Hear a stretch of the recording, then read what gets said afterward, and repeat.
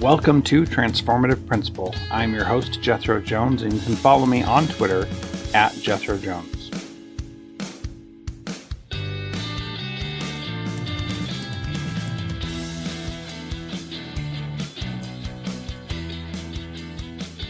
This episode is brought to you by John Catt Educational, a professional development publisher serving as the global leader in combining both research and practice in all materials. Find timely PD publications to support yourself and your faculty by visiting them online at us.johncattbookshop.com. Great instruction gets students engaged. TeachFX equips teachers with the instructional strategies and job-embedded feedback they need to get students engaged in virtual or in-person classes. Learn more about TeachFX and get a special offer at teachfx.com/transformativeprincipal.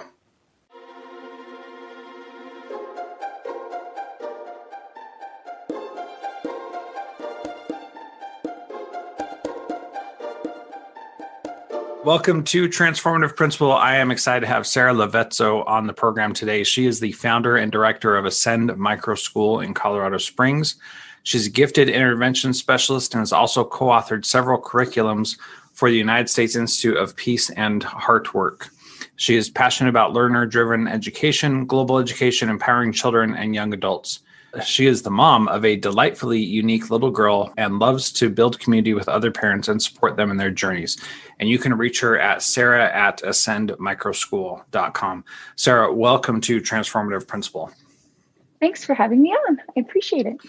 Well, I'm so excited to talk to you. The micro school scene is something that I've been interested in for some time and had a few different founders of micro schools on. And what I love about what micro schools typically stand for is this idea of adapting our education system to the kids that are right in front of us, which is something I'm a big believer in myself. So tell us first a little bit about Ascend Micro School and what that school looks like, what makes it unique. Sure. So we are a K-5 school, for those that don't really know micro schools that much. The term can mean a lot of different things, but we're K through 5 at this point. We are starting middle school next year, and we'll go up through high school.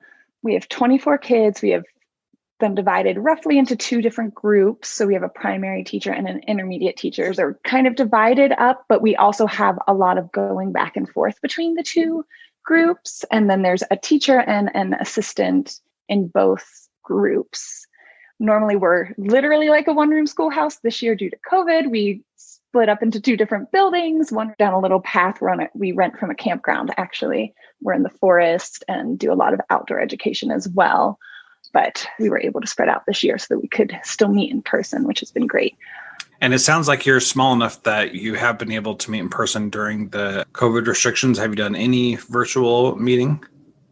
So we were virtual from March till the end of the school year, like most of the world. And then we did go back in August. We spent a lot of time outside. In fact, we didn't really go inside at all the first 2 months. And now that I'm in Colorado, so the weather has kind of turned, but every day that it's nice enough to be outside, we're outside. So we have been able to be in person and have thankfully not had any cases or suspected cases. So we've had no disruptions so far in our school year, which has been amazing. And I'm sure the size of our school has had a lot to do with that. Tell us a little bit about the setup of the school, the kind of students that you're attracting and who you're looking for to come to your school. Yeah, so we attract a very diverse population. I started the school a couple years ago, mostly with my daughter in mind and my background working with gifted and twice exceptional students, knowing that while I'm a huge advocate for public schools, before we moved here, I worked in DC public schools. I knew that she would not fit in to a traditional school. And I really was like, as a teacher, I can't do that to another teacher because my daughter learned to read at 2. She's currently 5 and is working at a 3rd grade, 4th grade, 5th grade level, depending on the different things that we're talking about. And so I knew that a public school would have trouble serving her. And that's okay. My husband does tech startups, so he's very entrepreneurial. And we both decided we should just start something because the choice for us was either homeschool her or start something. And she's the only child. So we decided to start a micro school after multiple years of research and trying to convince myself I could do it. And so I think because that was my story in terms of starting it, we attract a lot of kids who just don't typically fit into the public school mold, and which is wonderful for such an agile school, for the mastery-based approach, because we can follow each child wherever they are. And most of our students are working at multiple grade levels at a time in different subjects. Some are radically accelerated, like my daughter, in one or all subjects, and some have a huge focus on projects and working on real world projects. We have a big service learning component. So our student body is really kids that want a hands-on education, that want to take control of their learning. And as a hybrid school, kids come to school 2 to 3 days a week. The parents are also really involved. So we attract families who want to be really involved in their kids' education, but also want that collaborative learning environment. I like that approach, and being able to serve kids where they're at and what they're experiencing and recognizing their gifts and abilities, I think is so important. So you mentioned twice exceptional and gifted kids and people recognizing that they're at different levels than other students. And so talk a little bit about how you use mastery-based learning. Our connection for this podcast is Scott Ellis at Mastery Track, which they do such good work there in helping schools really implement mastery-based teaching in their schools. So talk about why mastery-based is so important, especially with the population that you're working with, but why it's so important for everybody to pay attention to. Yeah, so my background in gifted education, one of the really common techniques that gifted intervention specialists encourage classroom teachers to use is called curriculum compacting, which is basically assessing students like a pre-test, really. And then the items and skills that students already have mastered, they can skip over and like go to the back of the room or go to the gifted intervention specialist's room and work on something else that can take those same concepts deeper, or might be just like a rabbit trail of a project for them. And it just makes sense for all kids. I feel like I really went into it thinking like, what has my training and experience in gifted education been? And it's been so rich. And I was in a program in elementary school and middle school and high school that was the same thing. Like when I mastered something, I went to the specialist's room and worked on projects. And that was so impactful to me. And I wanted to be able to create an environment where kids had that opportunity as well. So when we set out to create our own school, it really just made sense. Like that, there were a few things that just made sense. And we're like, yeah, this is what we're going to do. Like not much thought really went into it because it just, my life as a student and as a professional just lent itself to that makes sense. So, and mastery-based learning was really one of the most important. Classroom teachers certainly know this as well. Like you see kids when they are bored, they tend to act out. A lot of twice exceptional kids don't get identified for gifted services. It's becoming more of a thing, but it wasn't for a while, that they would just be overlooked because most people think that gifted education is just these kids that get it and are the perfect students. And that's some of them, but it's not all of them. It's certainly not my daughter. So mastery-based education helps us to see where the kids are. And as they check off these boxes, like literally a mastery track, you check off the little circles and go in and they can check off their mastery. It allows them the freedom to work on other things once they've mastered that. And it just gives them the ownership of their learning because they see what they've mastered. They see what's ahead. They have some choice in when do they learn what they need to learn. And it just gives that common term of mastery to the whole group.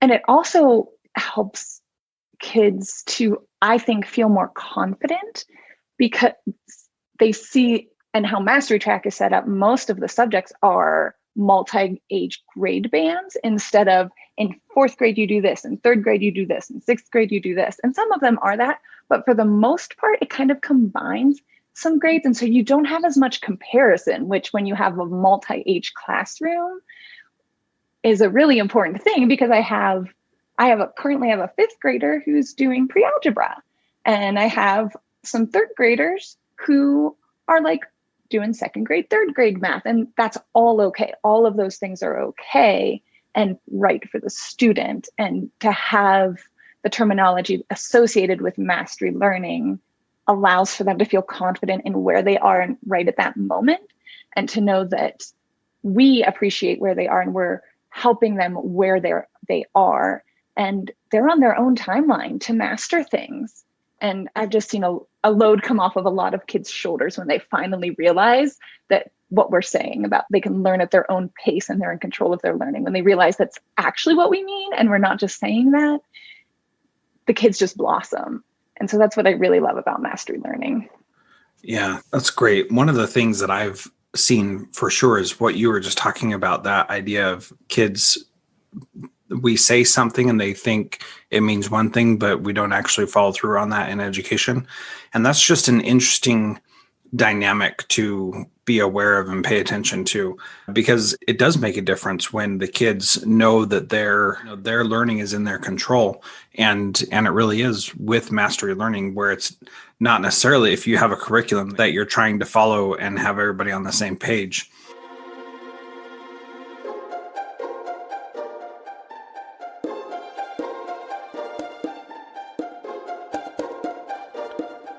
John Catt Educational supports high-quality teaching and learning by providing publications that are research-based, practical, and focused on the key topics proven essential in today's and tomorrow's schools.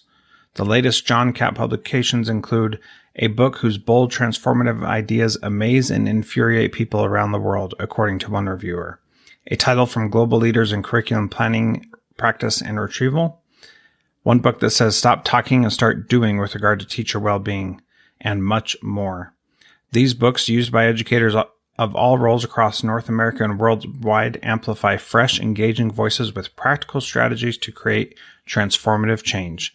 Learn more in our show notes at jethrojones.com/podcast. During COVID, every teacher is a new teacher. That's why innovative school leaders are turning to TeachFX, whose professional learning platform doubles student engagement online or in person. To learn more about TeachFX and get a special offer, visit teachfx.com/transformative principal. I created a new podcast with my friend Frederick Lane called Cybertraps. We are exploring the myriad risks and adverse consequences that can arise from the use and misuse of digital devices and electronic communication tools. Please subscribe to the Cybertraps podcast, and if you like it, please give us a rating. Here's an excerpt from an interview with Eric Stevens on the value of identity and being ethical in our work with underserved populations. If I approach my research with the intention of helping a group of people, but I'm using the data that they themselves have created and have been replicated by their own personal identity, replicated over and over and over and over, my research is already flawed ethically. Some people, that's not a big thing. For me, it was problematic because I didn't want to feel like I was exploiting people, but I still wanted to help. What I ended up creating was I wanted to understand the prison system at the language level across time and across space in the United States. Basically, I wanted to understand if we send a person to prison, we're sending them to a correctional facility with correctional officers, and we give them handbooks to say, hey, this is what you should be doing. What I wanted to answer was at the language level with the technical documents that we hand to an inmate, what are we correcting them to? To what standard are we asking them to be at the language level? Check out more from this interview at cybertraps.com/7. This week in the Mastermind, we tackled some really tough issues. One participant said, we're in very lonely positions, and if we don't have people to talk to, it can make our hair gray. We need to step back and see it's not as bad as it seems. You may have felt lonely in your leadership position lately. The Mastermind can help. Go to jethrojones.com and schedule a time to talk today.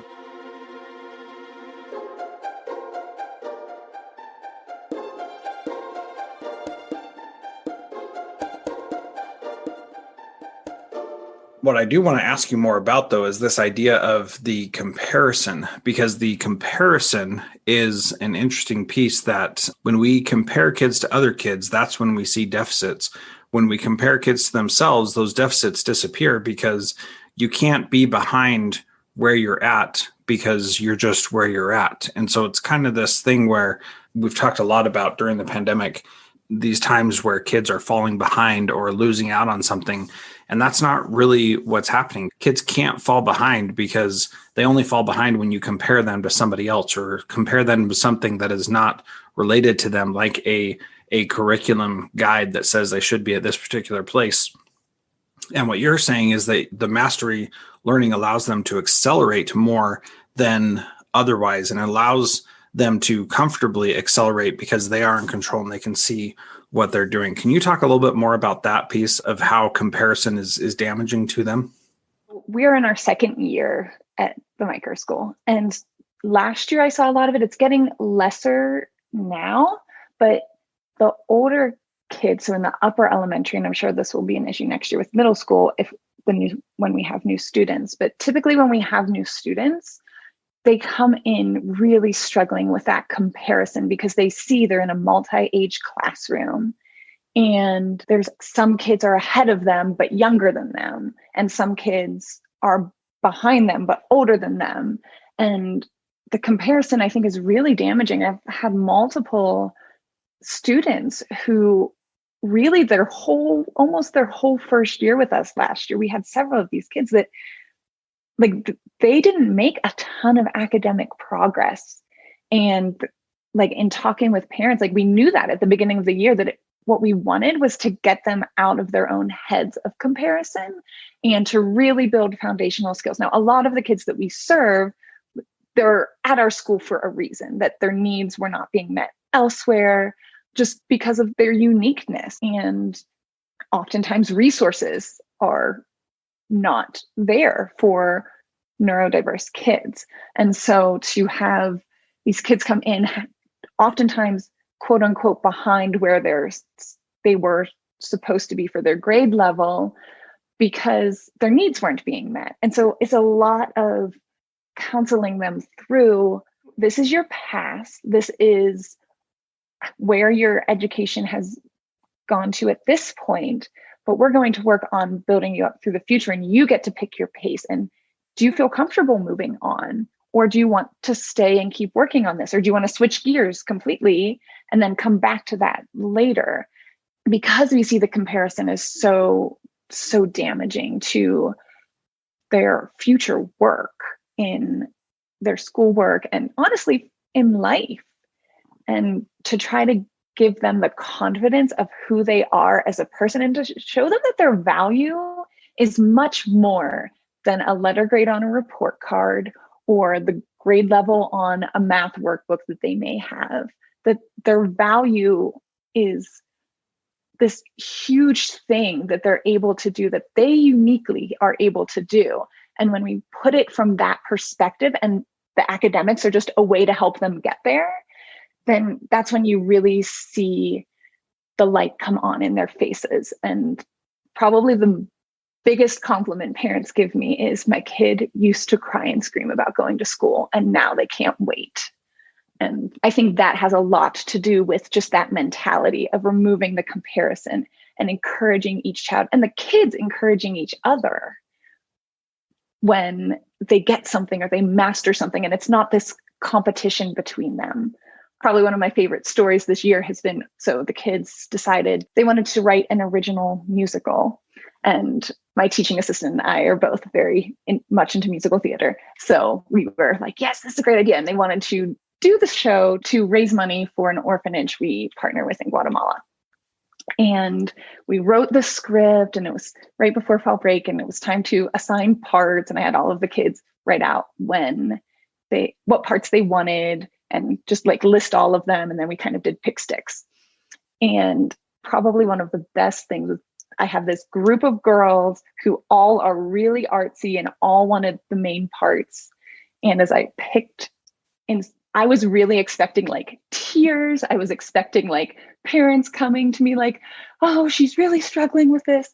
And instead, what I saw was the girls giving the ones that got the parts they wanted hugs and encouraging them and saying, wow, congratulations. And one of the girls on the way home said to her mom, I never realized that that's what friends could be. I never realized that friends could build me up and support me. And that was really cool. Yeah, that is awesome. And what's so amazing is I've had so many experiences like that when we've been able to take that competition away and allow people to live in the gifts that they have. That is such a fantastic story. I love that, Sarah. That's so good. My next question is inspired by what you said earlier, but I think it was answered by what you said later.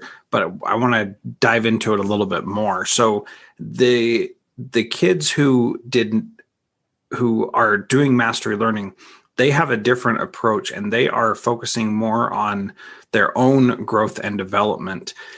And one of the pieces of feedback that I hear is, well, what if we have a kid who is unmotivated and doesn't want to do the work to get to the next level or wants to stay someplace when they're really ready to go on? What's your response to those kinds of criticisms about mastery-based learning? I mean, that obviously comes up. There are definitely kids who are less motivated, especially in certain subjects. Math is typically the one that I find. In my experience, it's really a heart issue. And when you spend the time to get to that heart issue and really talk through with them, and it's not like let's have a 5-minute conversation and then surprise, all better. It can be like I said, like last year we had some kids that were set where they were for a year, and we worked on a lot of these issues and building that confidence. And now they come back this year and it's like off to the races. And so it's definitely an issue, but very rarely is there a kid that's actually unmotivated. Typically there's something holding them back, whether it's a confidence issue, a learning challenge, signals being crossed from school to home, or feeling like they're being judged. There's so much that can go into it, or they're just not interested in it and you need to find a different approach. And so getting to know the child, that's one of the reasons we have, I have 12 kids in my class this year. So in addition to running the school, I also am one of the teachers. And I have 12 kids in my class, which is such a small group size compared to any of my other teaching experiences in public school.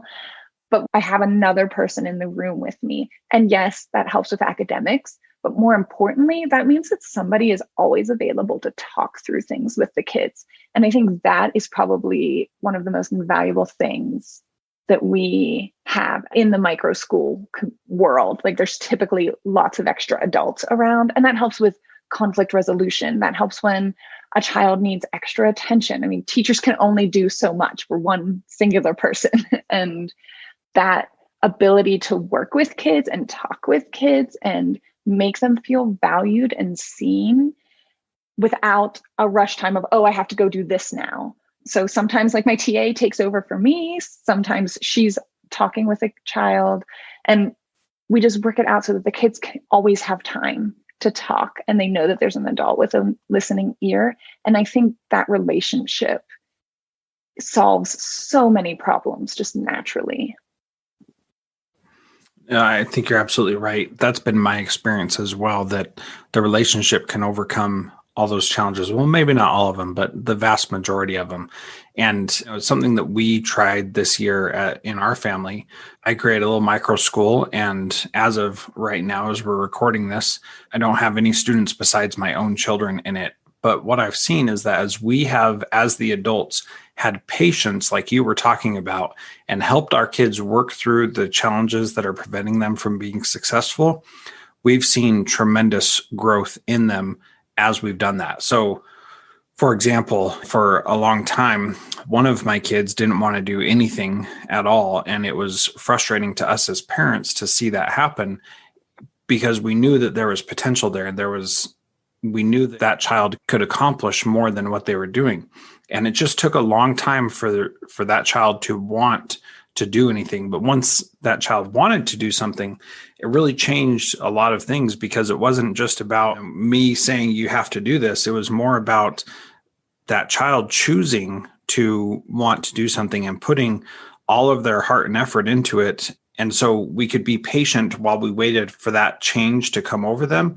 And then we could really put an emphasis on them being successful and getting done what they really need to. And that patience, I think, is so vital. Yeah. Yeah.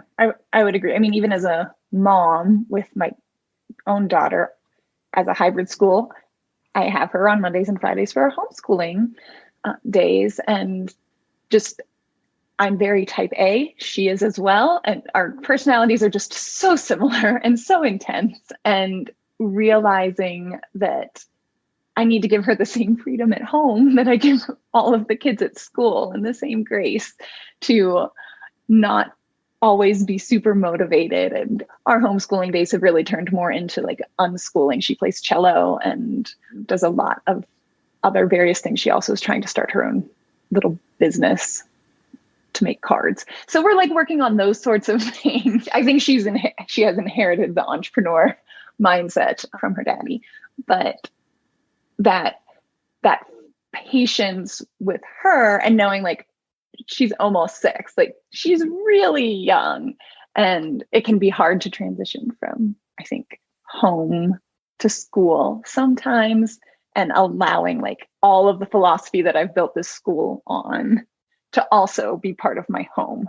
But I think a lot of parents and teachers and principals this past year have really learned that. Yeah, I think that has been a major lesson that everybody has learned. This has been a fantastic conversation. I've loved hearing about your school. The final question that I have is, what is one thing that a principal can do this week to be a transformative principal?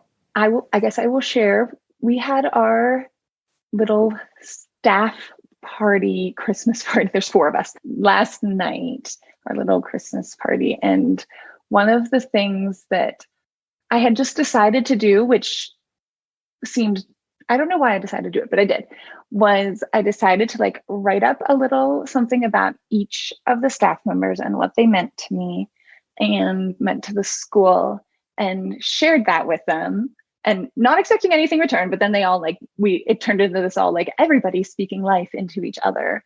But I think, yeah, just speaking life into the people you're around, whether it be your staff members, your students, your families, just telling them what they mean to you and appreciating them, and knowing that we're all on the same team, even though sometimes we go about goals differently.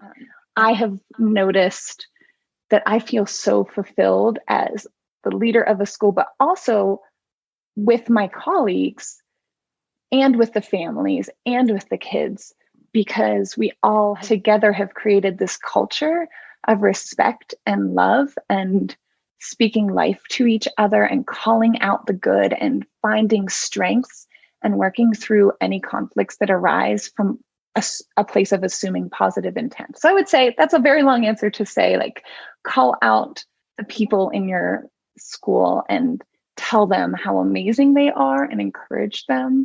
And that can look like sending a quick email or calling them up on the phone or writing a handwritten note. Any of those things are things you can do right now to really lift the spirits of the people you see day in and day out. And especially this year, we all really need lifted spirits. So that's what I would say. Excellent. I think that's great advice. And I love what you said, how you didn't really expect it to turn into something, but then it did. And that is a testament to the culture that you're building at your school, where it's not about competition and it's about making yourself the very best that you can. And that really does go a long way. So I want to say thank you again, Sarah, for being part of Transformative Principal. This has been a great conversation. Your insight and inspiration has been very valuable. Again, if you want to connect with Sarah, you can go email her, sarah@ascendmicroschool.com. And definitely check out her website, ascendmicroschool.com, learn more about that school. And just want to say thank you again, Sarah, for being part of Transformative Principal.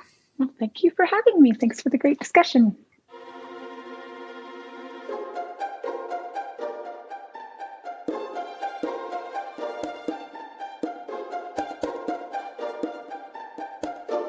Thank you to our valued partner, John Catt Educational. If you are a leader looking to make transformative change by providing yourself and your leaders and teachers with professional development that is research-based and rigorous, yet easy to digest and full of practical strategies, check out the latest publications from John Catt.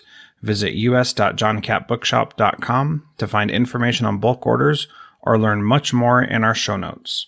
You can also use the code TRANSFORMATIVE to save a bundle at us.johncatbookshop.com. School principals across the country are using TeachFX's virtual PD and job-embedded feedback to boost student engagement during COVID. With TeachFX, teachers get 8 times more feedback and generate 144% more student engagement on average in a school year with no additional work for school leaders or teachers. To learn more about TeachFX and get a special offer, visit teachfx.com/transformativeprincipal. Hey, middle school principals, what if I told you that all your teachers had to do to teach your students really valuable social and emotional competencies was just press play? In Control SEL is a fully automated video curriculum that teachers and students absolutely love. And that's because it's easy, and it looks just like a Netflix or a YouTube show. So all you have to do to hear about how it can completely transform your school is schedule your call. Tell us Jethro sent you and you'll get 20% off if you feel like it's a good fit. So go now to www.incontrolsel.com/strategy call to schedule your call today. The link will be in the show notes.